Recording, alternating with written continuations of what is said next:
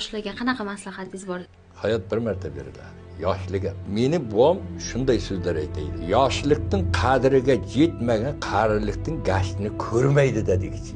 Yoshlikda sindirib qo'ymasangiz, butun teriniz yetib tirtiq qilib qo'ymasangiz, qarilikda tayoqday yashash mumkin.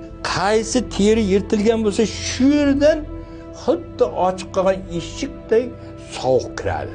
Nihoyatda aqlona, shoshilmasdan yashash kerak. Imkoniyatni qo'lingizdan aql bilan yechib yashasangiz, jannat o'z qo'lingizda, o'z oyog'ingiz tagida. Hech kim yordam ko'rsatilmaydi. Bandaniki ko'rimni, Xudoniki to'yimni. Yosh bo'lganingizda nima qilgan bo'lardingiz? Umuman boshqa ilmlar bilan yaxshi narsalar ixtiro qilish bilan shug'ullanaman. 2 texnikum, 1 institut tugatdim. Narxozning ekonomika fakultetini tugatganman. Железнодорожный temir yo'l texnikumini tugatganman. Kooperativ texnikumni tugatganman.